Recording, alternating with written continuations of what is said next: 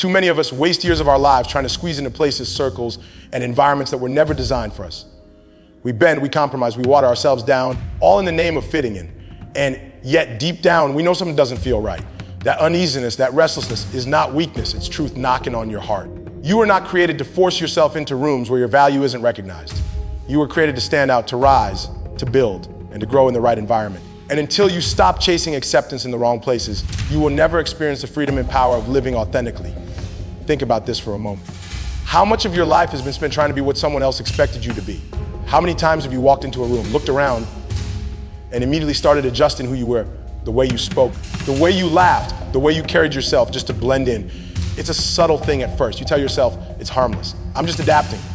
But adaptation, when it becomes habit, turns into distortion. And before you know it, you're living a life that is no longer yours. You've traded authenticity for acceptance. And in that trade, you've lost the very essence of what makes you powerful. The tragedy is that most people never even stop to question this. They think belonging at any cost is better than being alone. But here's the truth. If the cost of belonging is the sacrifice of who you really are, then what you're experiencing is not belonging, it's imprisonment. And the cage is invisible because you built it yourself, brick by brick, with every compromise you made just to be tolerated. Authenticity, by contrast, is uncomfortable, but it's liberating. It means standing in a room and refusing to shrink, even if your voice shakes or your presence is misunderstood. It means being willing to risk disapproval rather than sell your soul for a pat on the back. Authenticity demands courage because the moment you stop molding yourself to please others, you expose yourself. And exposure is terrifying. People can reject you. They can misunderstand you. They can talk about you. But here's the paradox, the very thing you fear. Rejection is also the doorway to the relationships and opportunities you truly need. Because only when you are authentic can you attract the people and the environments that are aligned with your purpose. There's a psychological weight that comes with constantly trying to be someone you're not. It's like carrying an invisible burden on your back every day. You can't quite relax because you're performing. You're measuring your words, editing your thoughts, disguising your instincts. And over time, that erodes your sense of self. You wake up one day realizing you don't even know what you truly want because your life has been a series of responses to other people's expectations rather than the unfolding of your own vision. That's the danger of acceptance at all costs. It blurs the line between who you are and who you've pretended to be. And the cost isn't just personal, it's existential. If you distort yourself enough to fit in, you rob the world of the very gift only you could have offered. Your uniqueness is not a liability, it's your contribution. The world doesn't need another copy of someone else. It needs the unfiltered, undiluted version of you. But that will never surface if you keep trading authenticity for temporary approval. So what does it mean to choose authenticity over acceptance in practice? It means saying no when every part of you is screaming that something doesn't align with your values. It means being willing to stand apart, even if that means you stand alone for a season. It means trusting that the discomfort of isolation is better than the slow death of pretending. And it means recognizing that authenticity is not arrogance. It's not about forcing others to accept you on your terms. It's about refusing to betray yourself in the pursuit of being liked. Life is too short to keep auditioning for roles you were never meant to play. Stop performing, stop shrinking, stop apologizing for being who you are. The moment you choose authenticity over acceptance, you may lose a few people, but you'll gain yourself. And once you gain yourself, you'll realize you never needed the approval of the wrong crowd anyway. One of the most overlooked truths in life is that environments shape us more than we realize. You might think you're strong enough to resist, that your willpower alone will keep you on course. But if you spend enough time in the wrong room, around the wrong people, in the wrong atmosphere, you will feel your energy leaking away. It doesn't happen all at once. It's subtle.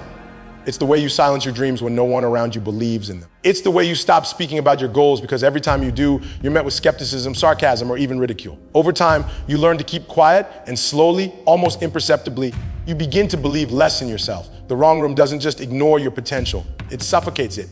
It drains you, not because you're weak, but because you're wired to respond to the cues of the people around you. Human beings are social creatures. We take signals from our environment.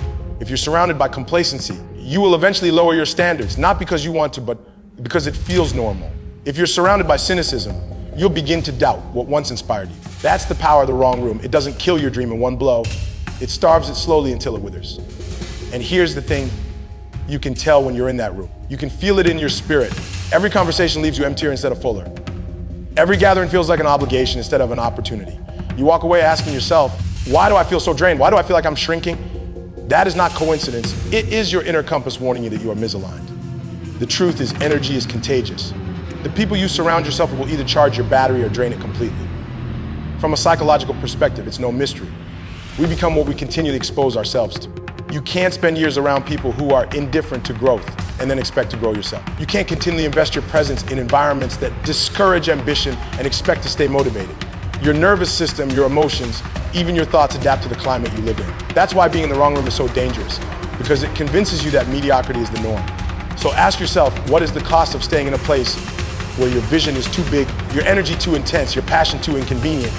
The cost is your potential.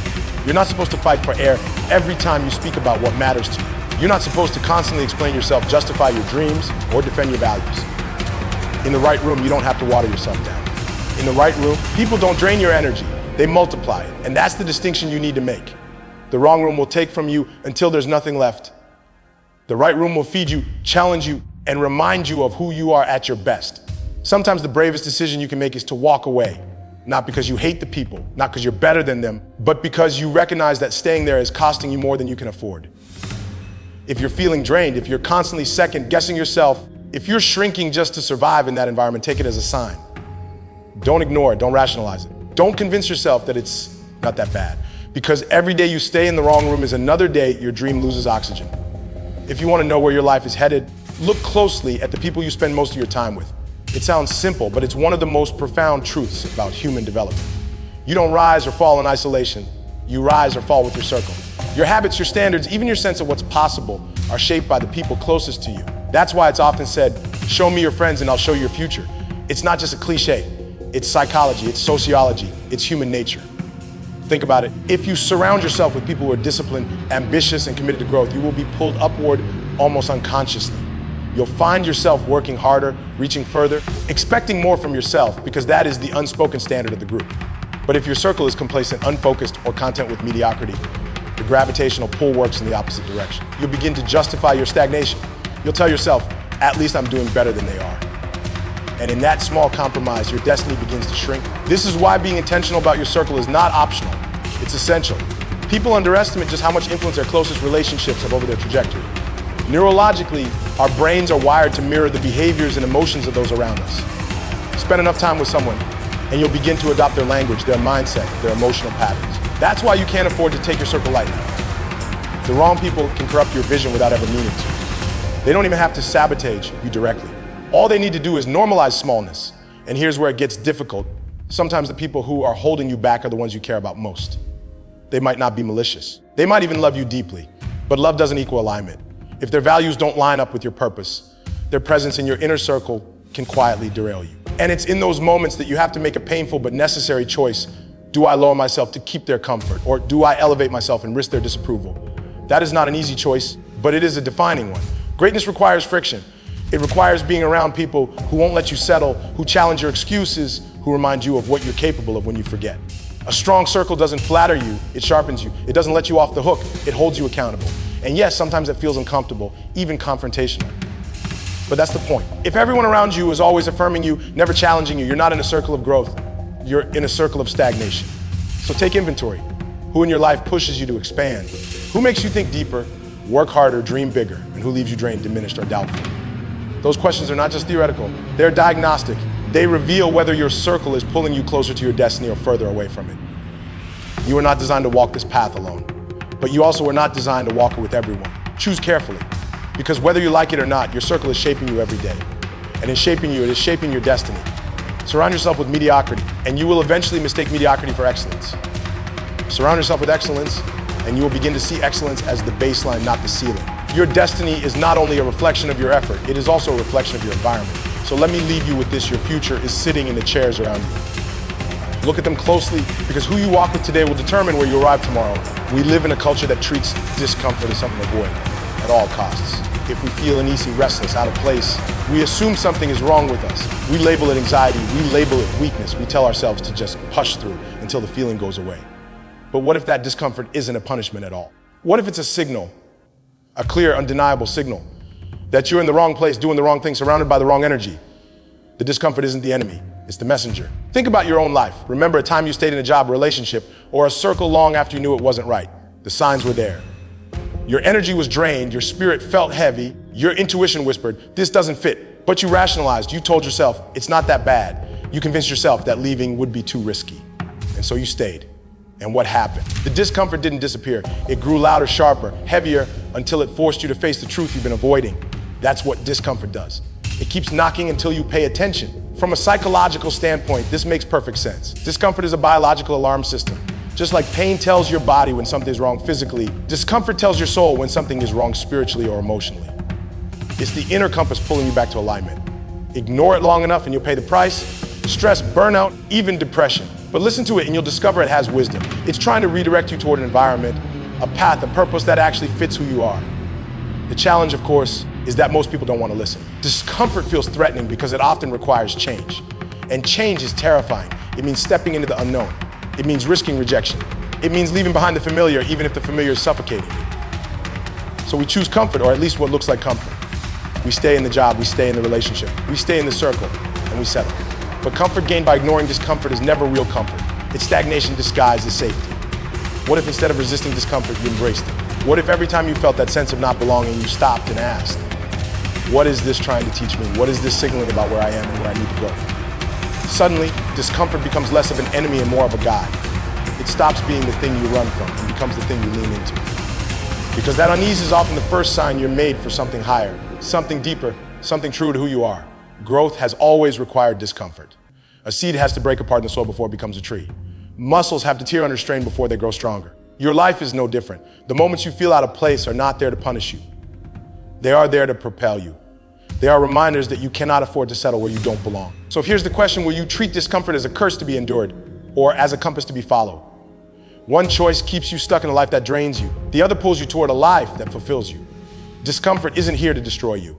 It's here to direct you. Pay attention, because the very unease you're trying to escape might just be the invitation to the life you've been searching for. One of the hardest truths you will ever face in life is that not everyone can go where you're going. And that's not because they're bad people or because you're better than them. It's because elevation requires separation.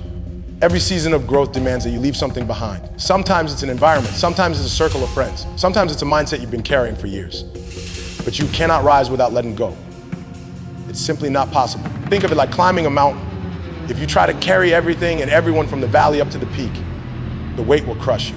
Not because they don't care about you, but because they're not equipped for the altitude you're heading toward. Some people are built for the valley. Some mindsets function only at lower levels. And when you try to take them with you to higher ground, you suffocate both yourself and them. The air is thinner at the top. It requires different lungs, different stamina, different discipline. To elevate, you must release. Psychologically, this makes sense. We're creatures of attachment. We form bonds, we cling to familiarity, and we resist loss. Our brains interpret separation as a kind of death. A death of the old identity, the old circle, the old story we told about ourselves. That's why it feels so painful. But if you avoid that pain, you also avoid transformation. Because you can't step into a new identity while clinging to the old one. You can't rise into a new level of purpose while remaining tied to the people and patterns that belong to a lower level.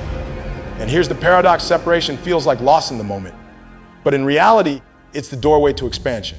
The moment you create space, new people, new opportunities, new growth begin to enter. But if you never make that space, if you keep holding on to what no longer serves you, you leave no room for what's meant for you. That's why some of you feel stuck. It's not that life has denied you the next level. It's that your hands are too full holding on to the last one. Think about the great figures throughout history. Every single one of them went through a season of separation before their elevation. They left comfort behind. They walked away from circles that didn't understand them.